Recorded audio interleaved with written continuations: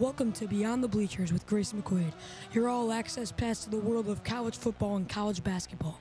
From game day rivalries and bracket busters to behind-the-scenes stories that go deeper than the final score, we are breaking it all down. So grab your seat because the action doesn't stop when the clock hits zero. This is Beyond the Bleachers.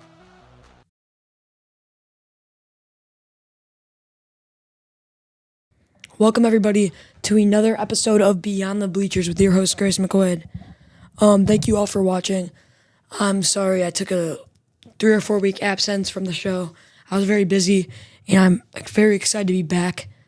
And I'm hoping to upload this podcast to the podcast app so you can listen to it on a real podcast app. All right. We're just going to start off reviewing the slate of games from this weekend.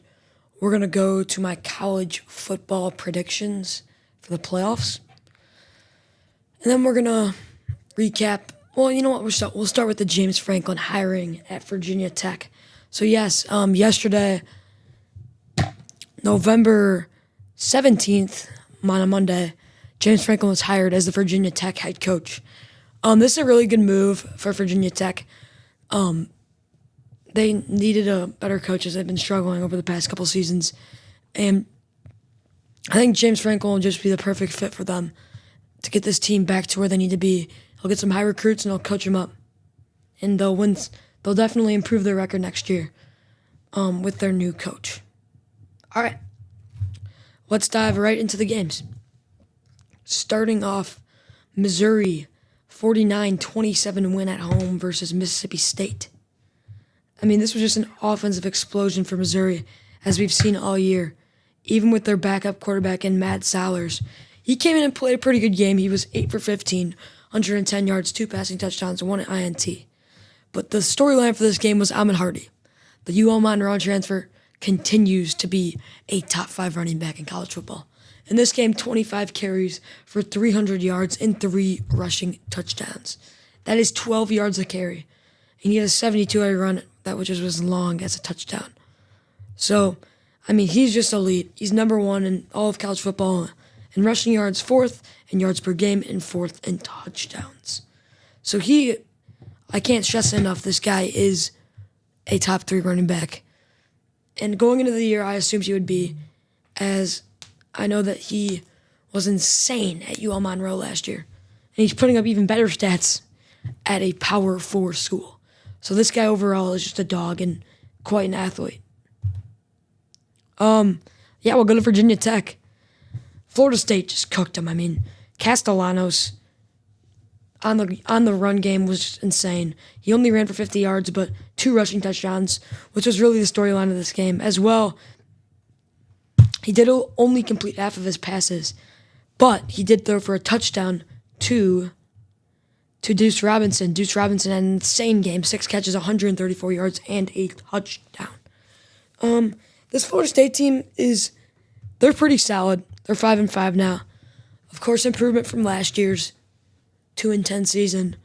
But, this is what I expected out of this team this year. And they've proven that they're pretty solid. Of course, they beat Bama in the beginning of the year. I overrated them. A lot of people overrated them. I mean, they're still solid all around. They got some pretty good players. Defense has struggled at times, but overall, just a pretty good team. Moving on. Oh my gosh, Georgia just absolute domination in this game. 35-10 win over Texas. So we were looking at this game 14-10 going into the fourth quarter. And in the fourth quarter, it was just a complete offensive explosion for Gunnar Stockton-led Georgia team. He threw for 230 yards, only 5 incompletions, and 4 passing touchdowns, as well as 30 yards on the ground and a rushing touchdown. So overall, just an elite game from Gunnar Stockton as he continues to prove he is one of the most underrated quarterbacks in all of college football. Georgia doesn't have much of a run game, but it didn't really matter the way Gunnar Stockton played. And overall, this Georgia offense looked great, as well as the defense. I mean, just a great game from DB KJ Bolden in this game. He had an interception, a great interception, very athletic play, as well as 2 tackles in this one. So, good performance from this Georgia defense. Looking at this, Texas was held to 274 yards, so really they were shut up in this game. Ryan Wingo had a good game, 9 catches, 62 yards, and a touchdown. But, I mean, Arch continues to struggle. I mean, he's had his great games, but overall it just seems like his O-line and his offense around him has failed him. I think he's a pretty solid quarterback. He's above average in my opinion. Nothing more than that. Nothing less either. But they got to get some more pieces around him if they want this to work out. And now Ohio State, UCLA. Ohio State won this one 48-10, just complete domination. Julian Sand. Honestly, this wasn't a good game for him. Not bad at any means. He was 23 for 31, 184 yards, and 1 passing touchdown. So 8 incompletions, which is honestly bad for him, surprisingly. That's just how good he is, you know. But it was really great to see this run game get going for Ohio State, as they haven't been able to really do that really at all this year. And I mean, just an explosion on the running game. Overall, they had 222 rushing yards. Bo Jackson, the freshman, had a great game. 15 carries, 112 yards, and a rushing touchdown. The second string, Isaiah West, also a freshman, 8 carries, 60 yards, and a rushing touchdown. And then James Peoples, who finally got his chance once again after struggling in the beginning of the season, had 6 carries for 42 yards and 2 touchdowns, as well as an amazing hurdle. It was also great to see them get it to Bryson Rodgers for a touchdown. He has yet to get over 100 yards this year. He's under 100 yards overall this season. And it was great to see him get a chance, as he is a sophomore. And with Jeremiah Smith and Carnell Tate's injury, he got a chance, and as well as Mylan Graham with 3 catches and 40 yards, and Brandis with 6 catches and 30 yards. I'm really confused with this wide receiver room for Ohio State. Jeremiah Smith and Carnell Tate have 2 undisclosed injuries by Ryan Day. As long as they're good for the Michigan game, this team should be good overall. But yeah, they just gotta get him right for the Michigan game, in my opinion. Moving on. Washington over Purdue, 49-13.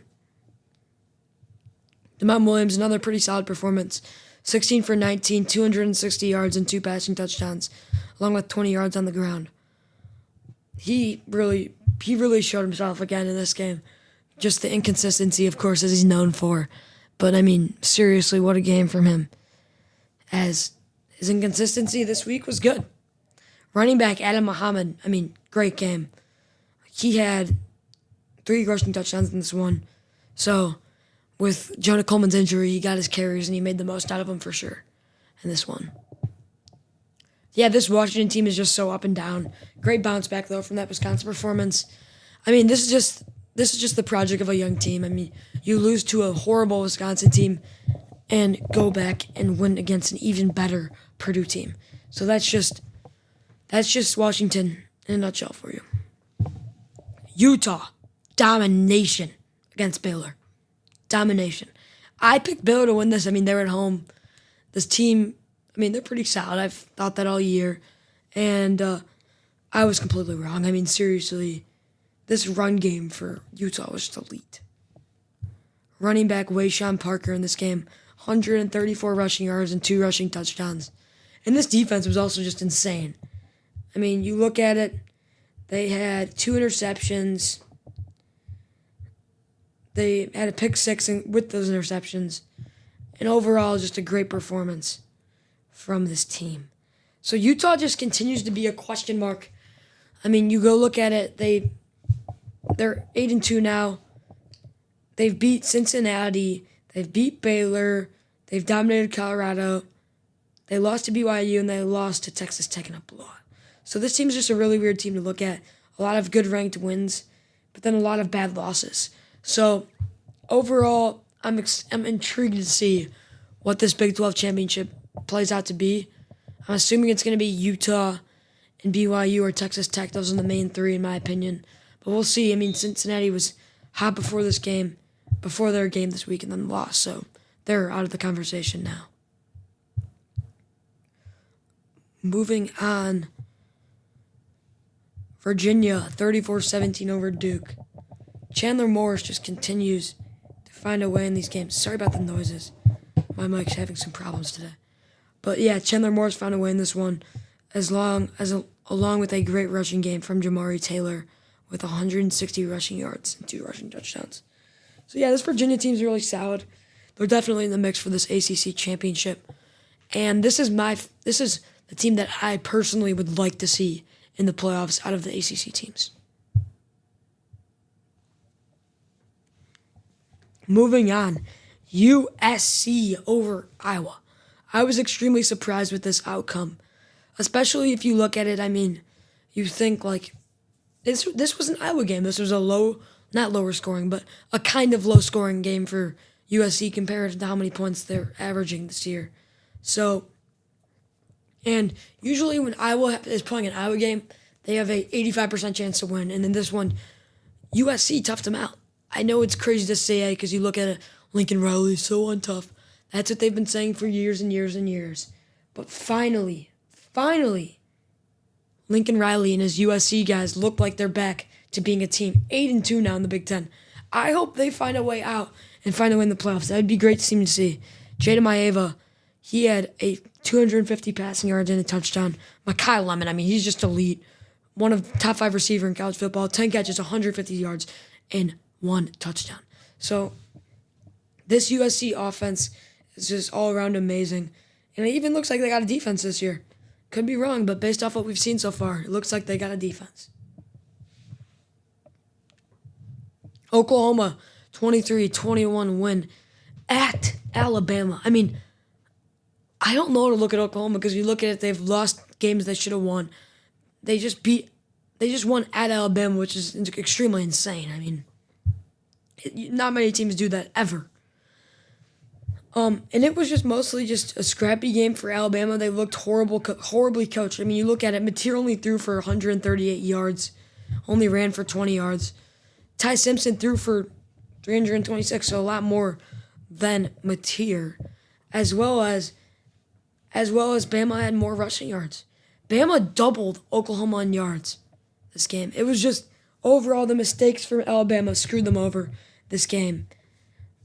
I mean, fumbles, multiple fumbles, missed field goals, interceptions. So overall, this was just a horrible game, and it could have even been worse because Ty Simpson got picked off, got called back, and they scored a touchdown that same possession. So this Oklahoma team defense has been carrying them in these games, and they continue to show their defensive dominance. Penn State with a nice win, well-needed win actually. 28-10 over Michigan State. Katron Allen was a dog in this game. 25 carries, 180 yards, and 2 rushing touchdowns. As well as Devontae Ross, the receiver for Penn State, with 80 yards and 2 touchdowns. Ethan Grunkmeyer played his best game of the year. He only threw the ball 13 times, completed it 8 times. Threw for 130 yards and 2 touchdowns, so they're very efficient in this game. And overall, Penn State just dominated on both sides of the ball. And Michigan State just looked horrendous. LSU found a way against Arkansas. It seems like quarterback Michael Van Buren Jr. has been the answer. I'm not going to go as far to say Nuss is worse because I believe Van Buren is better. I just think Nuss needed a break, and Van Buren was ready, and he stepped up. I mean, beating Arkansas is pretty solid. I know the season's pretty much over with Brian Kelly gone. Just hoping to make a bowl game at this point. I mean, this LSU defense looked insane. They held Taylor Green, what I thought was one of the top quarterbacks, to 2 interceptions in this game. So overall, just a great defensive game plan from them. And LSU looked good. I know they barely inched it out, but any win in the SEC is a big win. Because the amount of competition there is in the SEC, even in the bottom like Arkansas, they still have a solid team, and they still, of course, have talent. As I expected, Notre Dame just dominated Pitt 37-15. This Notre Dame defense was just extremely elite in this game. I mean, you look at it, the offense didn't even play that good for ND. I mean, I get Jeremiah Love played amazing, but Colin Carr 2 INTs, and they still won by a numerous amount of points. This defense, for Notre Dame just looks amazing. You look at it, Pitt only had 219 yards on offense, so no ND got to the pass rush, got interceptions, and they did everything that mattered in this defensive dominance game. Michigan 24-22 win over Northwestern. Boy, was this a good game. Michigan was up at half, I believe 7-6. Yeah, 7-6. And Bryce Underwood had an insane first half and then went on that second half and threw 2 interceptions. So I honestly don't know what to think of him anymore. It seems like when they decide to pass the ball, he makes too many mistakes. But I'll tell you what, this freshman duo, Andrew Marsh and Bryce Underwood, looked elite. Marsh had 12 catches for 190 yards, which was just insane to see. Jordan Marshall, 2 rushing touchdowns. In my opinion, he is better than Justice Haynes, as Justice Haynes is out for the season. But this Michigan team looked great in this game, especially on the offensive side of the ball. I get they made turnovers, but they can clean those things up. This is one of the better Big Ten teams. I get they only won by 2, but we cannot underrate Northwestern because they're pretty solid. I'm going to be honest with you. They're not a bad team. I'll just go over this quick. BYU domination over TCU. Bear Butchmeyer is just insane, and this defense is just elite. Excuse me. Keep coughing. Ole Miss 34-24 win over Florida. Trinidad Chambliss had a decent game, threw for 300 yards and a touchdown, also an interception. But Kyron Lacey was the storyline for this game. He had 225 rushing yards and 3 rushing touchdowns, averaging 7 yards a carry. So this Florida team just could not stop this running attack for Ole Miss, and Ole Miss continues to be one of the best in the SEC. Sorry, I'm just trying to find more games. Oh yeah, Texas Tech, once again, domination over UCF, 48-9. Byron Morton got pulled. That's how much they won by. This team is just defensively, offensively. I can't say it enough. This team is just elite, and I don't know how much more to talk about this team, as they're just elite on both sides of the ball.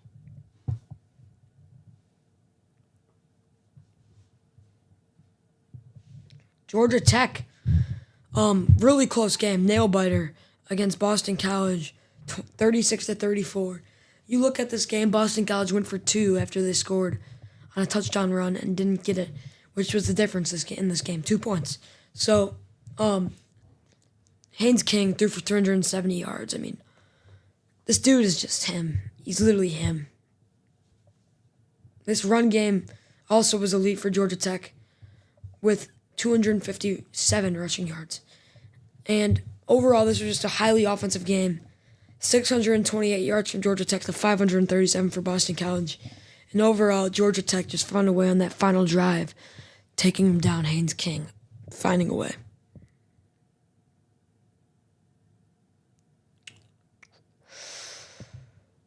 Finally, to end it, South Carolina A&M. I wanted to end with this one because, boy, was it crazy. You look at this game, I believe it was 20, it might have been 30-3 at half. I'm going to scroll down here.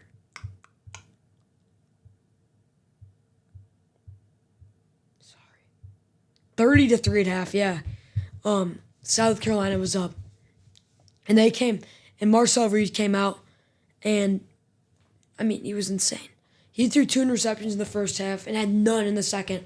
Threw for 440 yards throughout the whole game and 3 passing touchdowns, along with 16 on the ground.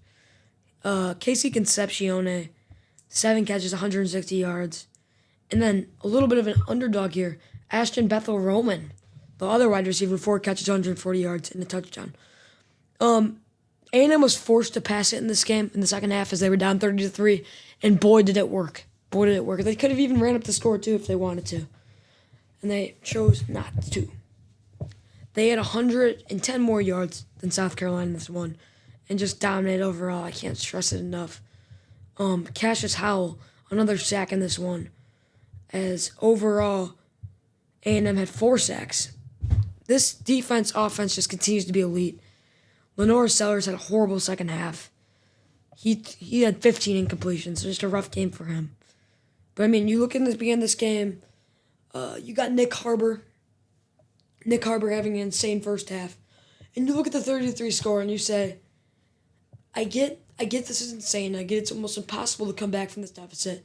But I said to myself, if A&M truly is elite, like, for example, Lane Kiffin said a couple weeks ago about how they should be number one and whatever. But if A&M really is elite, they're going to come back.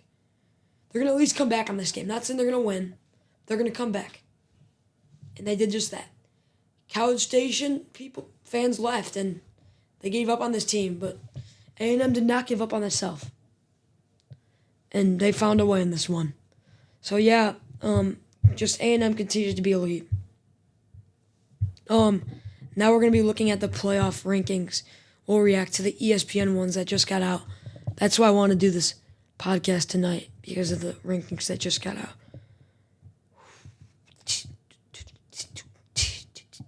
Okay. So, Tulane is the G5 team right now. I'm very skeptical on it. They're at number 5 Texas Tech in this one. I get it, but I don't know. With this Tulane team. I haven't really seen much of them. I haven't really watched much of their games at all, to be totally honest with you. So I couldn't tell you much about it. I'm going to try to pull it up right now. Excuse me. Sorry.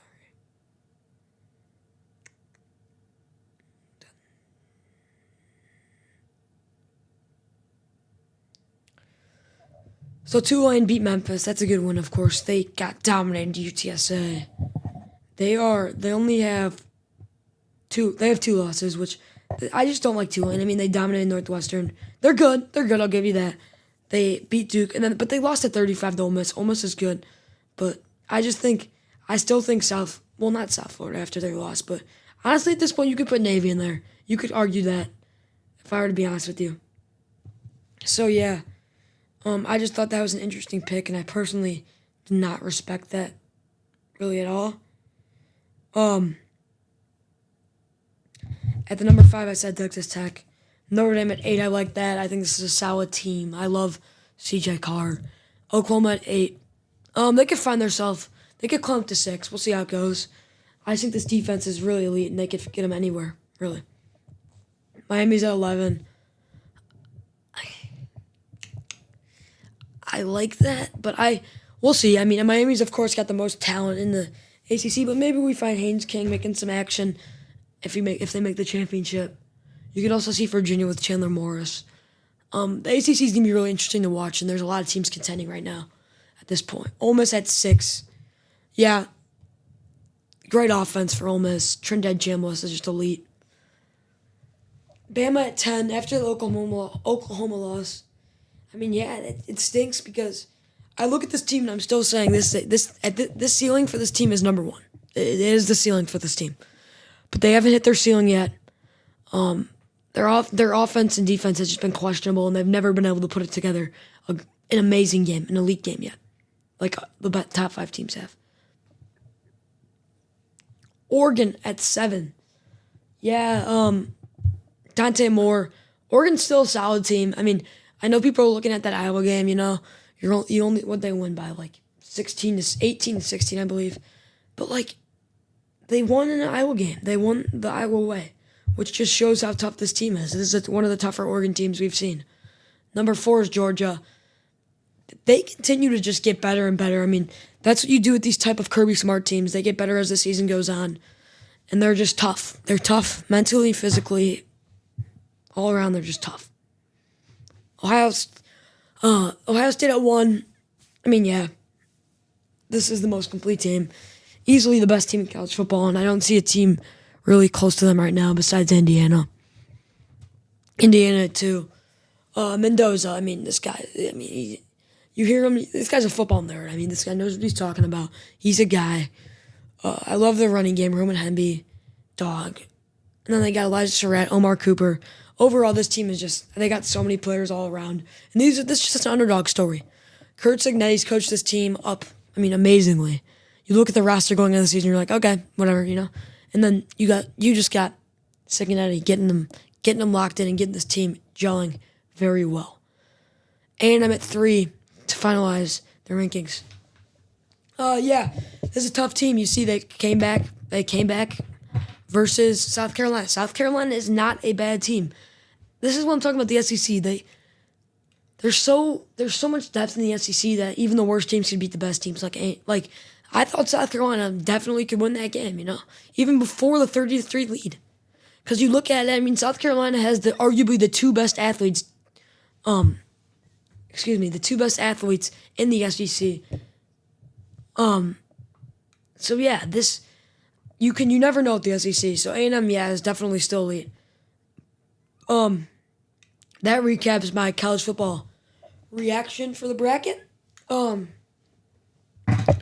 Thank you everybody for watching. This was Beyond the Bleachers with your host Chris McQuaid. Hope you guys have a great rest of your week. I'm hoping to get back on maybe for a prediction show. I'm really busy. We'll see. Thank you for watching. Have a good one.